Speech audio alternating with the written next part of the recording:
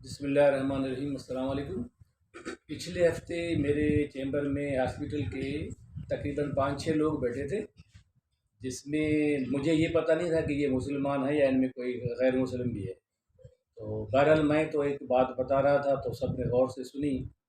بات یہ تھی کہ میں نے کہا کہ اللہ جل جلالہ نے 3 کام ایسے رکھے ہیں کہ اگر وہ کام نہ ہوتے تو دنیا تقریباً رک جاتی، سب کے سب سسٹم سارا بلاک ہو جاتا۔ تو وہ غور سے سننے لگے۔ تو اس میں سب سے پہلا کام یہ ہے کہ اللہ جل جلالہ نے فرمایا کہ اگر میں نے اناج میں کیڑا نہ رکھتا، کیڑا، تو لوگ جو ہے نا وہ اس اناج کو ذخیرہ کر کے رکھ لیتے، اور باقی عوام جو ہے جن کے پاس اناج نہیں ہے وہ تو بھوک مر جاتی۔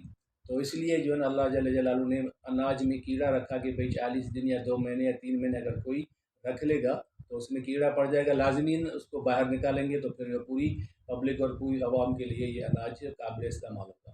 ایک بات۔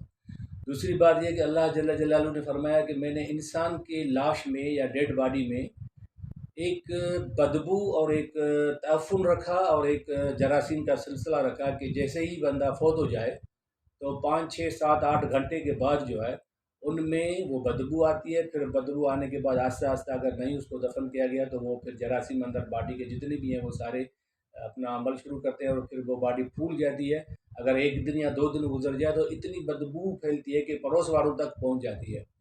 تو اس لیے اللہ نے اس میں یہ رکھی کہ اگر نہ رکھتا تو ہر لوگ اپنے اپنے پیاروں کو جو ہے نا وہ گھر میں محفوظ کر کے رکھ لیتے کہ بھئی یہ میری پیاری بیٹی ہے یا میری ماں ہے یا میرا پیارا بیٹا تھا، تو اس کو وہ وہیں پہ رکھتے اور دفن کرنے نہ دیتے۔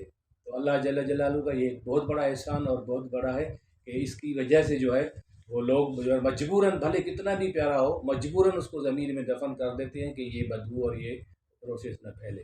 اس کے بعد پھر تیسری پوائنٹ یہ ہے کہ اللہ جل جلالہ نے فرمایا کہ میں نے انسان میں ایک حوصلہ رکھا، ایک قوت طاقت رکھی کہ جب بھی اس کو کوئی نقصان پہنچے یا جب بھی کوئی اس کے اوپر کوئی مصیبت آئے یا کوئی ایسی کوئی ڈیتھ ہو جائے گھر میں جو بہت ہی پیارا اس کا ہو، اور اس کے بعد اور بھی نقصانات ہوتے ہیں کسی بھی قسم کے، اناج میں، مال میں یا اولاد میں یا کسی بھی چیز میں، تو فی الحال تو جھٹکا لگتا ہے، بندہ بالکل سمجھو کہ وہ جیسے کسی کی فوتگی ہوتی ہے تو رونا دھونا شروع ہو جاتے ہیں۔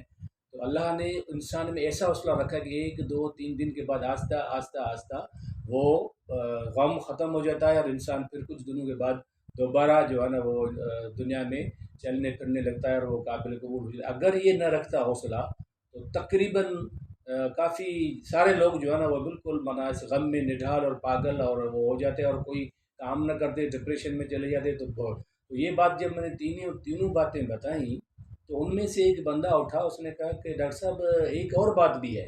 میں بڑا حیران ہوں، میں نے کہا میں نے تو 3 سنی ہے۔ اس نے کہا سر چوتھی بات جو ہے نا وہ ایمان کی ہے۔ تو میں نے کہا کیسے؟ اس نے کہا کہ سر ایمان اگر مضبوط ہوگا نا تو پھر بھی اس کو کچھ نہیں ہوگا۔ تو وہ جب میرے قریب آیا، جب اس کی میں نے پرچی دیکھی تو اس کے اوپر نام لکھا تھا رمیش کمار۔